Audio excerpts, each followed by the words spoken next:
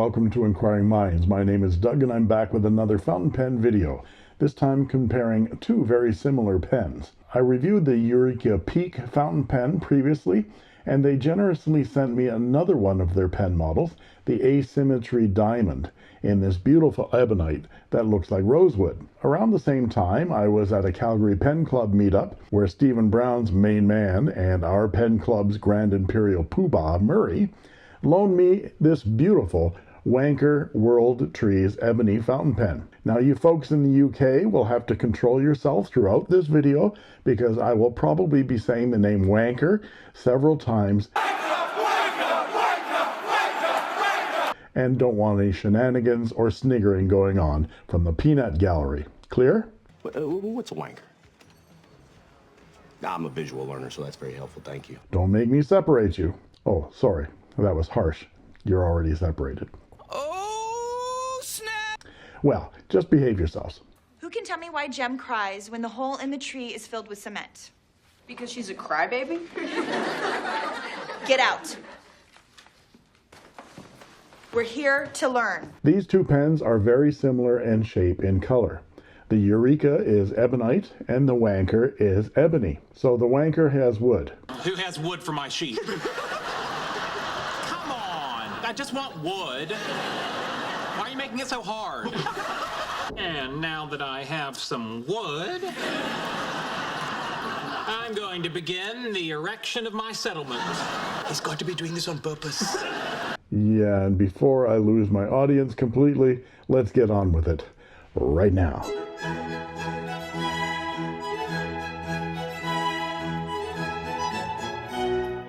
I'll show the parts and features of this pen, show some size comparisons and measurements, and then provide a writing sample.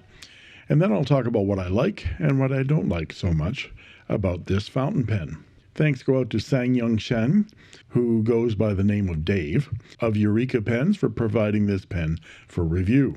And thanks also go out to my pen friend and penabler Murray for providing the Wancher World Tree Ebony as a comparison to the Eureka. I find it fascinating how similar these two pens are. Don't get the impression, though, that Eureka are copying the Wancher or vice versa. These are very simple shapes, and there are a lot of pens that use this shape. They're basically squared off tubes with the barrels having a slight taper to them. So what's the difference between ebony and ebonite? Basically, ebony is a natural wood, and ebonite is a trade name for vulcanized rubber. Another trade name for ebonite is vulcanite. Ebony is the wood from the tropical tree Diospyros. I'm probably pronouncing that wrong. It is black and dark brown and a very scarce, very dense hardwood, suitable for many applications, not least of which is the fingerboards and bridges of high-end acoustic guitarists like my Martin 00028 SM and my Gibson SJ200. So an ebonite pen is made from manufactured material, whereas an ebony pen is made of natural wood. Let's look at the Eureka Ebonite.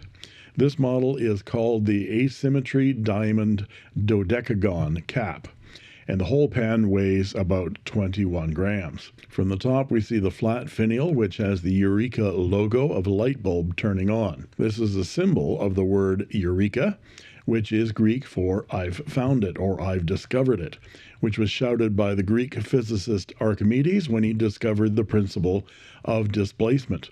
The apocryphal story goes that Archimedes was asked to determine the gold content of the king's crown to find out if some silver might have been substituted into the gold, but he couldn't harm the crown to do it.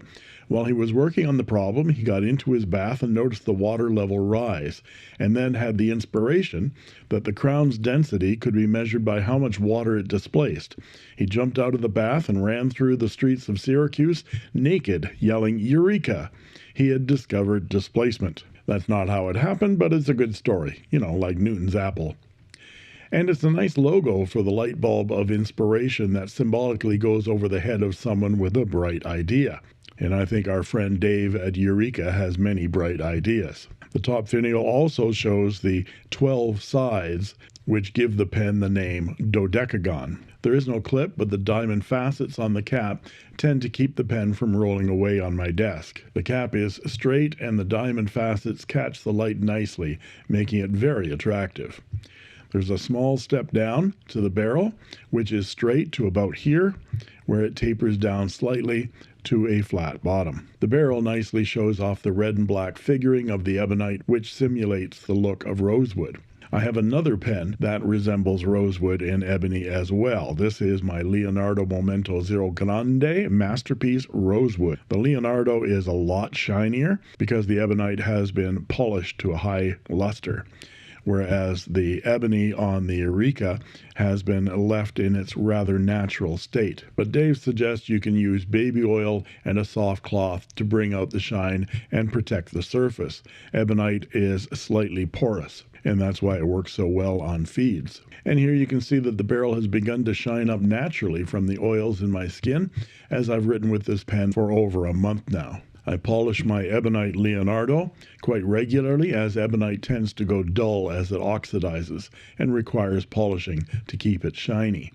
The cap unscrews with 1.5 turns to reveal the long tapering black Ebonite section and the number 6 size Bach steel two-tone nib. The section is very comfortable and reminiscent in shape to my Ranga Abhimanyu section. It's really nice, and I've enjoyed writing with this light pen. Let's look closer at the nib. It is a standard Bach number 6 steel nib with the Bach markings. This is a medium nib, but it isn't marked medium anywhere on the nib. And the nib has a stone-washed texture that is applied by Dave through a microblasting process. And that process actually left the very thin gold plating intact, which I'm sure is not easy to do.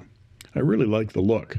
The nib and feed are part of a nib assembly that unscrews easily for cleaning or swapping. The section unscrews to reveal the standard international converter that is included with the pen. There are plenty of threads here, and the barrel is in one piece, and none of the section or the nozzle is metal, so eyedropping this pen would be as easy as applying some silicone grease to those threads, and then you'll get a massive 4 milliliters of ink capacity. Inside the cap shows a small ledge that is milled into it that meets up with the section to seal the nib from evaporation. The cap posts securely, but not very deeply, and makes for a very, very long pen indeed. That cap is very light, so it doesn't actually backweight the pen, but I prefer writing with this pen unposted, and the balance in the hand is exquisite. It's very, very light, lovely to write with. I'll put the link to the Eureka website in the description below. Eureka takes a great deal of care in the production of each pen, and each of the nibs are tuned by hand, so there aren't a lot of units available, and when they are, they sell quickly. So if you're interested in any of the Eureka pens, drop a note to Dave through the website and ask to be notified of availability. He also does a lot of customization and personalization of pens for customers. This model is currently in stock and retails for $88 US plus $25 shipping with payment through PayPal. Now we should look at Murray's Wancher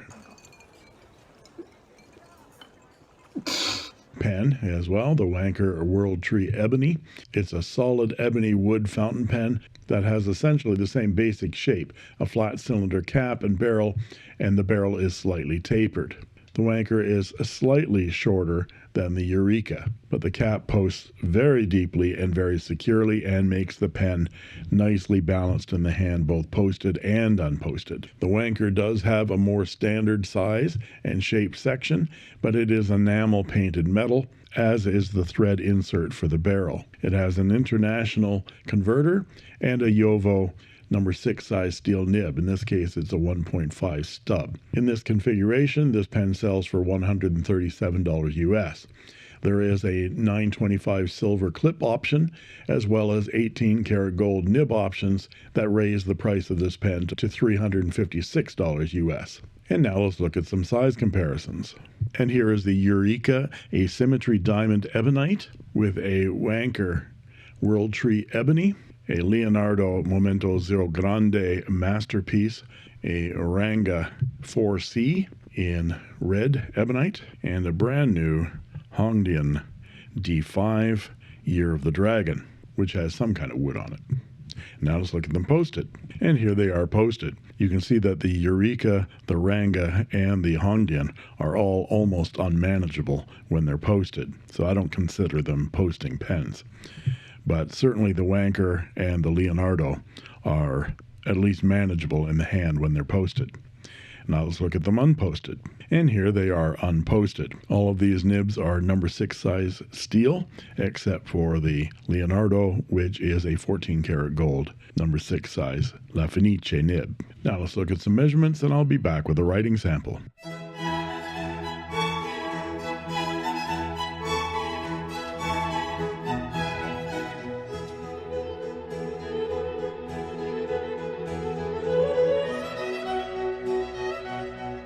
And we're back with the writing portion of the review.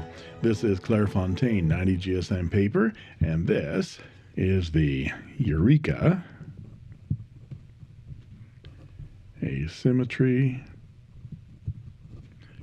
Diamond. Okay, Dodecagon.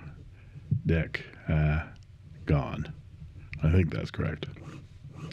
And it has a number 6 size Bach steel. Well, it's advertised as a medium, but it actually comes out as fine nib. Let's check the wetness. As you can see, it's nicely wet and very smooth with a hint of feedback, which is very pleasant indeed. You can tell that these nibs are fine-tuned by Dave himself.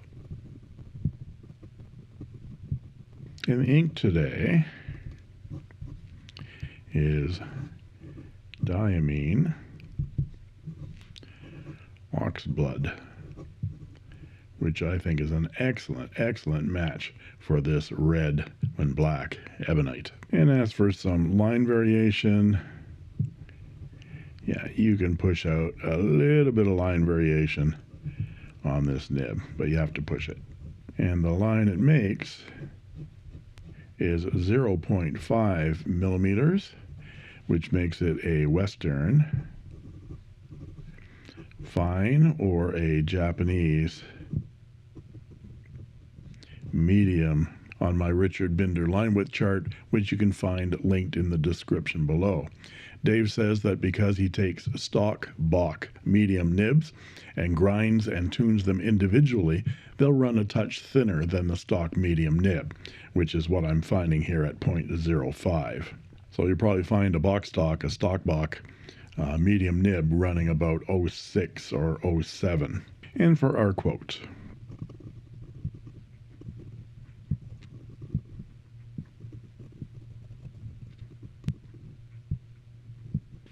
and for some reverse writing, yeah, that's really scratchy. And in that direction, there's a burr. I could probably polish that out. But it is fairly wet and a bunch thinner. So if you needed to sketch with this by turning the nib over to get a different, thinner and drier line, you could actually polish that little burr out and make it write both front ways and back ways. And for some quick writing,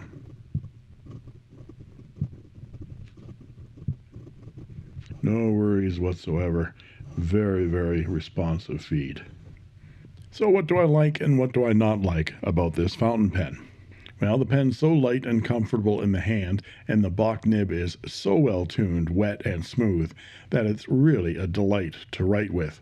The fact that you can eyedropper this pen is a bonus because you'll want to write with this pen constantly. The lack of a clip doesn't bother me so much because the lovely machined diamond faceted cap tends to stop it when it's rolling off my desk. I do wish the pen posted better, like the Wancher does, but it's delightful when it's unposted. I should do a few strokes with Murray's pen here as well to show you how it writes. This one, as I said, has a 1.5 stub.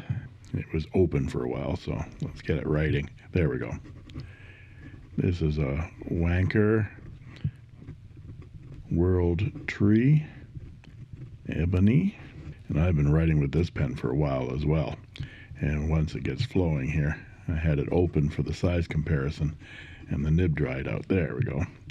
A beautiful 1.5 stub, which gives you huge amounts of line variation, and it's very smooth.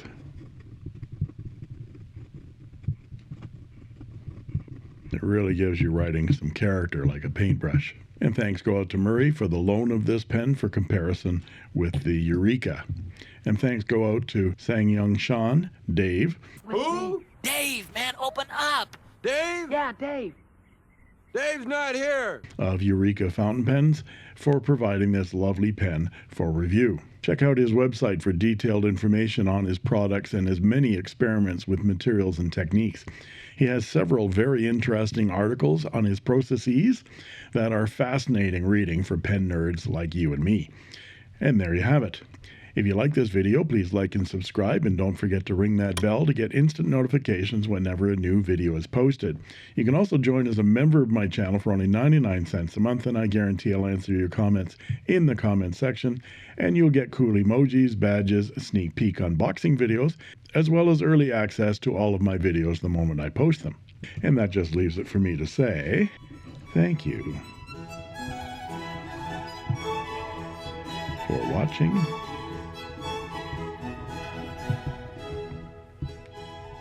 And that's all she wrote. I made this.